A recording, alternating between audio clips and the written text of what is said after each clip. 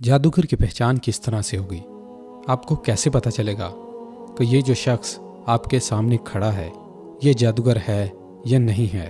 तो इसके लिए मैं कुछ बुनियादी असूल आपको बता रहा हूँ। सबसे पहली बात, वो आपसे आपका और आपकी माँ का नाम पूछेगा, सिवाय बैंक और सियानाई सवालों के, क्योंकि वो जादूगर नहीं होते।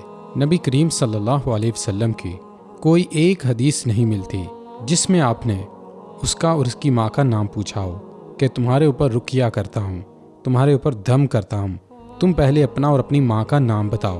तो ये जो माँ का नाम पूछते हैं इसके पीछे क्या हिस्ट्री है, तो मैं एक छोटी सी साइंस आपको समझा देता हूँ। ये बेसिकली आपके साथ एक जिन है जिसको हम करीन कहते हैं। हर बंदा जब पैदा होता है तो उसके साथ उसका जिन भी आ जाता है और ये जिन हमें बुराई की तरफ उकसाता रहता है। और अगर आप ईमान में स्ट्रॉन्ग हैं तो ये वीक हो जाएगा, और अगर आप ईमान में कमज़ोर हैं तो ये स्ट्रॉन्ग हो जाएगा।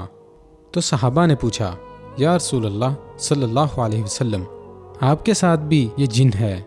आपने कहा, हाँ मेरे साथ भी ये जिन है, लेकिन वो मुसलमान हो चुका है। तो ये जो माँ का नाम पूछते हैं तो जान लें ये शैतान हैं। ये वो लोग हैं जो इंसानों में शैतान हैं।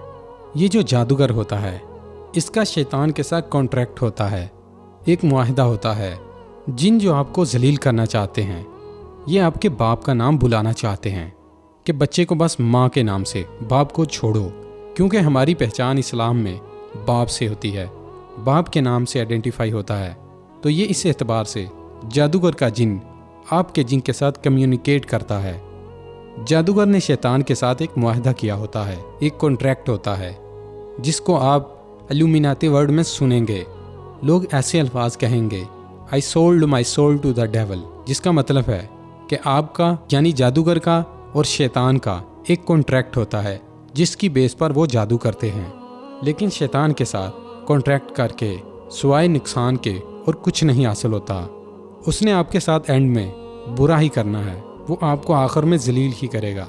तो जो जादूगर का शैतान जिन होता है वो हमारे करीन के साथ कम्युनिकेट करता है और हमारी गुजरे हुए ज़माने की जो भी हिस्ट्री होती है वो उससे पूछता है और वो आपको हूबहू वही बता देता है। तो आप इस चीज़ से मुतासर हो जाते हैं कि ये मेरे माजी के बारे में कैसे जानता है।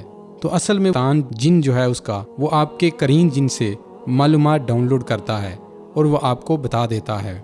दूसरी बात, वो आपसे आपके मैले कुचैले कपड़े मांगेगा जिस पर आपका पसीना लगा हो, मसलन कमीज़, टोपी, रुमाल वगैरह।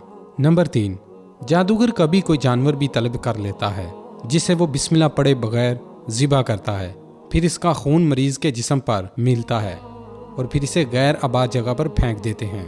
जानवरों में से वो आपसे काला कौवा, काला बकरा या काला मुर्गा इस किस्म के जानवर मंगवाते हैं।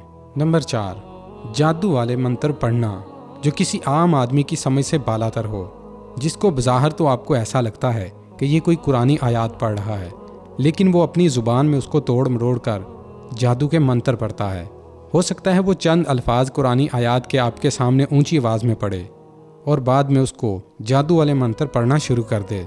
नंबर 5, मरीज़ को ऐसा हिजाब देना जिसमें डब्बे बने हुए हों और उनके अंदर चंद हरूफ या नंबर लिखे हुए हों। नंबर 6, मरीज़ को यह हुक्म देना कि वो लोगों से अलग थलग होकर एक मुअय्यना मुद्दत के लिए किसी कमरे में चला जाए जहां सूरज की रोशनी ना पहुंचती हो। नंबर 7, मरीज़ से कभी इस बात का मुतालबा करना कि वो एक मुअय्यना मुद्दत के लिए, जो अमूमन 40 दिन होती है, पानी को हाथ न लगाएं। तो जान ले ये अलामत इस बात की दलील होती है कि ये जादूगर जिस जिन से खिदमत लेता है वो ईसाई है, क्योंकि मुसलमान ऐसा हो ही नहीं सकता कि वो एक दिन से भी ज़्यादा गुजार सके पानी के बगैर, क्योंकि मुसलमान को तहारत चाहिए होती है पानी से और वज़ू करना होता है नमाज के लिए। तो ऐसा पॉसिबल ही नहीं है कि हम पानी के बगैर इतने दिन गुजार सकें। तो जो बंदा आपसे पानी से दूर रहने का कहता है आपके इलाज के लिए, तो जान लीजिए जादूगर है। नंबर 8, मरीज़ को कुछ ऐसे चीज़ें देना जिन्हें ज़मीन में दफन करना होता है। नंबर 9, मरीज़ को कुछ ऐसे कागज़ देना जिन्हें जलाकर उनके धुएं से धुनी लेनी होती है। नंबर 10, ऐसे कलाम के साथ बुड़बड़ाना जिसे समझा न जा सके। नंबर 11, जादूगर कभी मरीज़ को उसका नाम اس کے شہر کا نام اور جس وجہ سے وہ اس کے پاس آتا ہے اس کے متعلق آتے ہی اسے بتا دیتا ہے۔ یہ بات ہم ویڈیو کے شروع میں کر چکے ہیں کہ وہ کس طرح سے آپ کو ماضی کی باتیں آپ کو بتاتا ہے۔ جادوگر مریض کو ایک کاغذ میں چند حروف لکھ کر دیتا ہے جنہیں پانی میں ملا کر مریض کو پینا ہوتا ہے۔ تو جان لیں یہ شخص بھی جادوگر ہے۔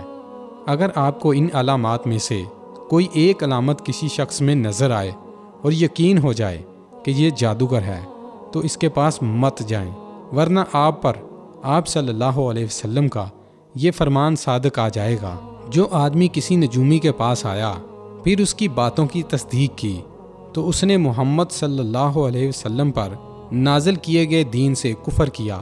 اور جادوگر آپ سے اس قسم کے جانور بھی مانگ سکتا ہے کہ جو مارکیٹ میں ملتے ہی نہیں۔ مثال کے طور پر وہ آپ سے مارخور بھی مانگ سکتا ہے، اور آپ کہیں گے جی وہ تو مارکیٹ سے ملتا ہی نہیں، تو وہ آپ سے کہے گا کہ آپ مجھے 2-2.5 لاکھ دے دیں تو میں اس کا خود ہی انتظام کر دیتا ہوں۔ تو جان لے یہ فراڈیا جادوگر ہے۔ نمبر 12، وہ کچھ جادوگر اس طرح کے ہوتے ہیں کہ وہ آپ کو تعویذ لکھ کر دیتے ہیں، اور اگر آپ وہ تعویذ کھول کر دیکھیں تو اس پر کچھ زائچہ نمبر بنے ہوں گے یا پھر قرآنی آیات۔ تو کبھی کبھار وہ قرآنی آیات دیکھنے میں لگ رہی ہوتی ہیں لیکن اندر توڑ مروڑ کیا ہوتا ہے، اور اگر چلیں قرآن مجید کی کوئی آیت بھی ہو اس میں لکھی ہوئی تو آپ اس کو گلے میں نہیں لٹکا سکتے، کیونکہ کوئی بھی ڈاکٹر جو ہے وہ آپ کو میڈیسن کھانے کا بولے گا، گلے میں لٹکانے کا نہیں بولے گا، اور نہ ہی آپ کو گلے میں لٹکانے سے کوئی فائدہ ہوگا۔ تو ناظرین اگلی ویڈیو میں ہم جادو کا توڑ یا جادو سے کیسے بچا جا سکے تفصیلی طور پر بیان کریں گے کہ قرآن و حدیث کی روشنی میں جادو کا صحیح علاج کیا ہے۔ تو اگلی ویڈیو کو دیکھنے کے لیے آپ ہمارے چینل کو سبسکرائب کر لیں اور ساتھ لگے بیل کے آئیکن کو پریس کرنا نہ بھولیے گا تاکہ ہماری سب سے لیٹسٹ آنے والی ویڈیو کا نوٹیفیکیشن آپ تک پہنچ سکے۔